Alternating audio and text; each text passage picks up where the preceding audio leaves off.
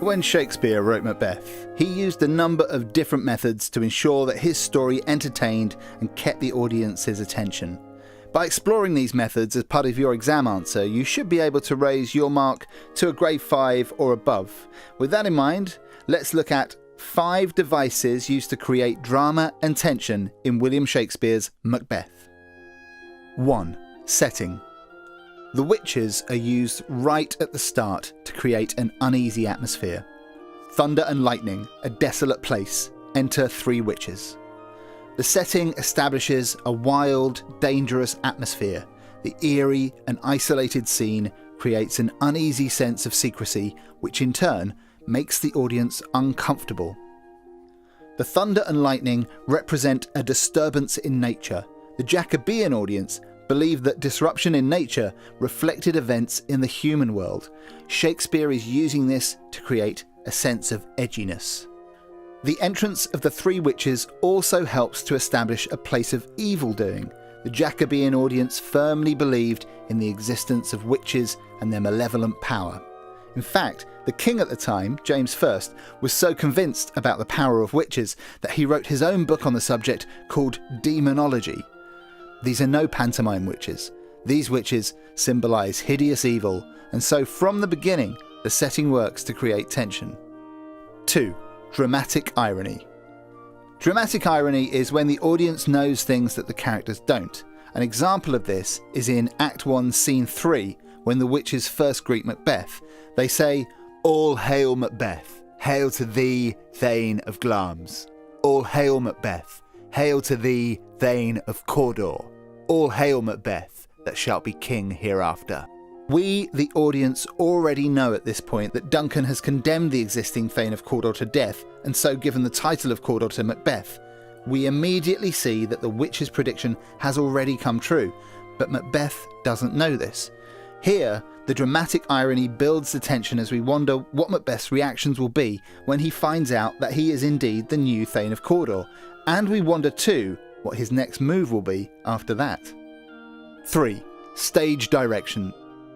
You need to remember all the time that Shakespeare wrote plays, not books. He used stage directions to give staging ideas to the actors and also to help ramp up the dramatic tension. A good example of this is in Act 2, Scene 2. At this point in the play, Lady Macbeth is waiting for Macbeth to return. She doesn't know yet if Macbeth has killed Duncan or not, and we, the audience, wait with her. As she waits, there is a stage direction. An owl shrieks, and Lady Macbeth snaps, "Hark, peace." Lady Macbeth is visibly on edge, jumping at sounds, and using this stage direction, Shakespeare holds us at the edge of our seats and startles us with that sudden sound of the owl. The stage direction also shows how nature is protesting against the murder of the king. In Jacobean times, the king was seen to be chosen by God to rule, and so regicide, the killing of a king, was seen as an act against God and nature. The stage direction reminds us of this, and so adds to the tension. 4. Foreshadowing. Foreshadowing is a technique used by Shakespeare to warn of future events.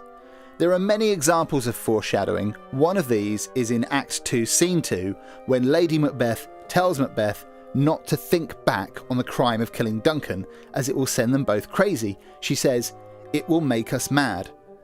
The certainty of the modal verb will lays the way for the madness that does indeed come later. The audience remembers this prediction at the end of the play when Lady Macbeth is mad with guilt, sleepwalking and frantically rubbing imaginary blood. By using foreshadowing, Shakespeare prepares us for later in the play, adding to the tension and allowing the audience to predict what will come next. 5. Catharsis and resolution. Shakespeare uses the classic 5-act play structure of the ancient Greeks, and this always ended with resolution. At the end of the play, as Macbeth is killed and Malcolm, the rightful king, takes back his throne, the audience is allowed to relax again as the tension dissipates or ebbs away. Malcolm brings order to Scotland and promises peace. "By the grace of grace, we will perform in measure, time and place." There is a sense that the disturbances in society and nature are at an end, and in that there is a sense of closure at the end of the play. Helped by the rhyming couplets, Grace Place, the audience is reassured that lessons will be learned from the tragic bloodshed. The audience watch the tragedy inevitably unfold until the conflict is laid to rest, and with this, the audience feels a sense of catharsis, the purging or release of strong emotions as peace is restored to Scotland. Exploring the text in this way is really going to help you score those extra marks in your English Literature GCSE exam, and you can get more tips about ways to boost your exam grades by following the links in the description below.